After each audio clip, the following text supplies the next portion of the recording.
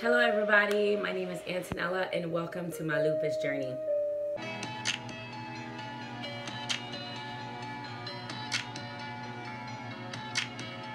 Hey guys, welcome to my lupus journey. Hey everyone, and welcome to my YouTube channel.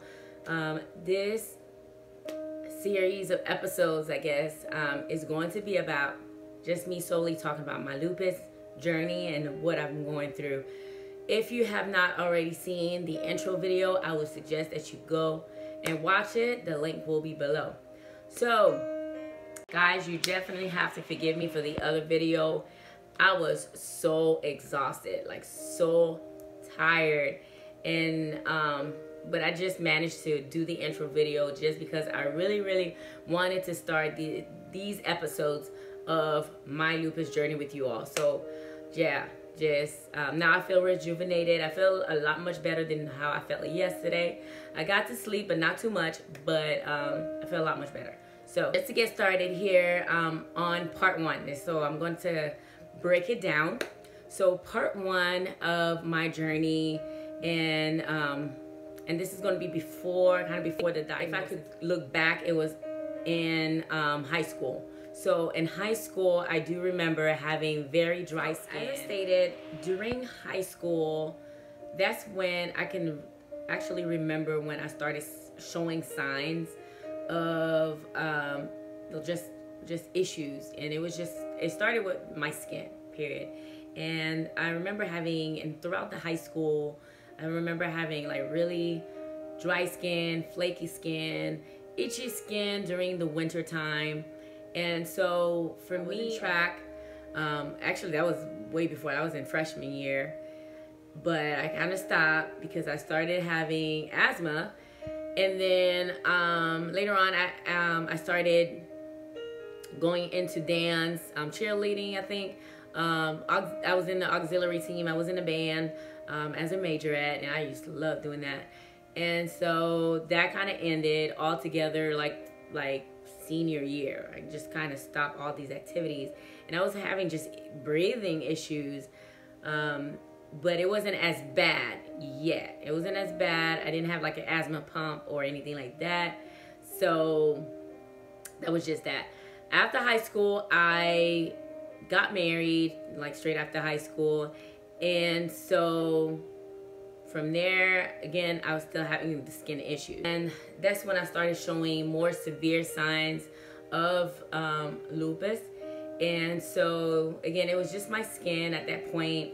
But at I started just breaking out. Like, it used to be just on my legs, but it started, gradually, going up toward my stomach, my abdomen, and my hands. So it was just horrible. So at one point, I do believe during that time I was in denial, because I did see that I noticed that I had issues, with my skin. But my husband at the time had to tell me, like, really, like, hey, you need to get that checked out. Like, what is going on with your skin? Like, it's not the same. You're breaking out. It's, you just need to go and check it out and see what's going on. And so I went there. I mean, I was just not skeptical, but I didn't want to see or hear the truth. Like, I was really scared, and I was trying to avoid it. But again, it was very important for me to just go, because apparently there is an issue going inside. So I went to a dermatologist, and they gave me a steroid cream. And so from that steroid cream just did not work, actually, because it was kind of the worst cream ever. And in another video, I'll share with you the steroid cream that was given us all the other medication. But for the sake of time, I'm just gonna say that it was a cream that I would put on, and it would just be, I wouldn't be able to go outside. My skin would literally burn, like literally sizzle, like if I was in the sun. So I would have to avoid the sun at all time. The cream felt like it was just burning. It was like a constant burn that just wouldn't go away. So I actually just stopped altogether. I had to go back to the dermatologist, and at that point, they did a biopsy. It was like on my legs, because that's where it was mostly affected, and it was just horrible. It was just bad. And so they took a sample of the infected area. It's like a little cookie cutter, and so yeah, so they took a sample to go with further research and stuff like that. One of the most frustrating thing is when you go to the hospital or doctor and they just don't know what's going on, and it seems like you're becoming an experiment, like a guinea pig, and it's just like, okay, what's going on with me? But they don't know. They're still trying to figure it out. So that was that. Now, fast forward, so continuously, at first it was just the dermatologist, just going back and forth, because that's what I truly, honestly thought. I was just having skin issues, and I didn't need to do anything else. And so, further along the years, so, like, I would say around 2006, there was one incident that happened. One night, I woke up in the middle of the night, and I could not, and I can honestly tell you right now, I could not feel my body. It was just like, it was a cramp. It was like the worst cramp you can ever imagine, and it was just all over my body. And as I was trying to get up out of the bed, as soon as I touched the floor, I screamed. It was an excruciating pain. I cannot even describe it to you guys. It was this pain that shocked my whole body. Like, it was horrific. I think just thinking about it, like, I want to cry. That's how bad my whole body felt. And like, I screamed so loud. I woke my husband at the time. I woke him up out of his sleep, and he was like, what the is going on with you? Like, what is happening? And I was like, we need to go to the hospital. I cannot feel my body. I don't know what's going on. It was just, I don't know. I just can't even move my body, but I can feel this pain. And so he's like, okay, whatever you want to do for you to stop the screaming, I will do it. Like, let's go. And he was just like half asleep, tired. I feel so bad for him. It was so bad that I could not even walk. He had to carry me on his back. And so as he's carrying me on his back, he's like half asleep, about to fall off and trip. And so, guys, like, I can laugh about it now, but it wasn't a laughing matter that night. But so he get me in a car. We get to the hospital, get me on a wheelchair and everything. Get me there. They like rush through. Like, I didn't even have to wait to get seen. It was like immediate. Like, let's get her in. Let's figure out what's going on. They kept me overnight. Did all these different tests, blood tests. And it turned out that they were saying that I had blood clot. My blood was very thick, and it was actually to the point where it was coagulating. And I was having issue. Like, it seems like my heart was on overload, working extra hard to pump and get my blood to circulate through. So it's like a lot of issues with, my blood through my legs circulating. So I guess that was causing the spotting. I guess it looks like, it seriously looked like I was dying. Like, it seriously looked that from my toes up to my knees, that it was my skin just decaying. It was horrific, guys. I can't even explain it. I do have some pictures, but it's not as the severe pictures. I guess I forgot to take pictures of it, and who wanted to take pictures of that? But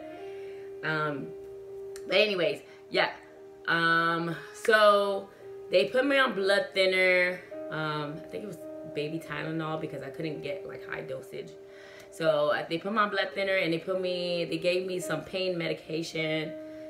And that was that. So I got sent home and released, and they suggested or referred me to a rheumatologist at that point. I didn't know what that was at the time, and they told me rheumatologist with lupus. But first he thought it was a tick. It was Lyme disease.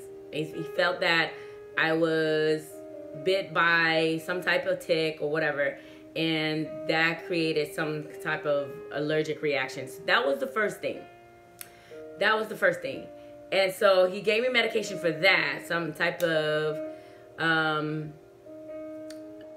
medication. I don't even know the name. And so it turned out that it wasn't that. And then I went back and told him that the medication, whatever he gave me, did not work. I was still having issues. Then he gave me Plaquenil. He gave me, I think, Plaquenil. Where, I don't remember. But he gave me some type of, some other medication, right? And, guys, so he gave me this medication. I was starting having some issues because at that point I was still taking the medication that was given to me from the hospital, and then I was given some medication from my rheumatologist doctor, and so the two together created a chemical reaction in my stomach, and I started having ulcers, like stomach ulcers. And for those who know, listen, y'all, this probably was one of the most like excruciating pain. I don't even know the words to describe those pains that I encountered. But this pain was like, if I can explain it to you, it just envision this. So it was like eating broken glass, like swallowing broken glass. Like just imagine like a beer bottle, and you just breaking it into like little shattered pieces, and you're just swallowing it, and then it just going through your digestive system, just moving along, and as it's moving, it's just tearing it apart. Like it's just like this. It's just, I was scared to eat. I was scared to just eat anything because I knew after I ate it, for it to go down and just passing through my intestine, it was like the worst feeling ever. So I decided to stop these two medications that I was given, and I had to go back to the hospital. They gave me or signed me up for like a regimen. Like it was like for a whole month. Every day I had to take about 10 different pills, and I'm telling you, those pills were not like those gel pills that are like easy to swallow. It was like those huge big pills that you know, as soon as you swallow it, it's just like you could just taste the whole thing coming down. It was like huge pills. Like it was the worst. Like I can't even describe it. And then the doctor was saying, if you miss one of those days, because I'm telling you guys, it was hard. If you miss one of those days, you got to start the whole thing over. And I was like determined. It was just like, it was hard. I remember telling myself, like, I'd rather die to go through another, thank God I didn't die, but to go through another, you know, program or whatever of taking these pills. I was just like, Lord, please help me. So I finished going through that process, and that was a whole month. And after that, you know, it kind of felt a lot much better with the stomach pains and stuff like that. I didn't have any more, so thank God for that. So yeah, so throughout that time, I was just off and on in the hospital. They didn't know what was going on with me. I didn't know what was going on with me. All I knew is that I was going through some hard time. It was just a hard time in my life, period, because it's like going to the doctor and you put all this expectation on the doctor visits, and you're thinking that they're going to tell you what is going on and how to cure it, and they don't have a clue because they're, you know, looking, searching, and they, you know, trying to figure out what's going on with you, and they can't even tell you themselves. So that was the most frustrating part to me throughout this whole experience of trying to figure out what was going on, what's the diagnosis, so we can get this over with. That was my like thought process. I wanted to just be done with it and get to know what it was and get the cure and be done. So that was that. So again, this is just part 1. I will do a part 2. So, and that's going to be the diagnosis of lupus. All right, guys. Thank you for watching. And don't forget to subscribe, like, and share. Thank you. Bye.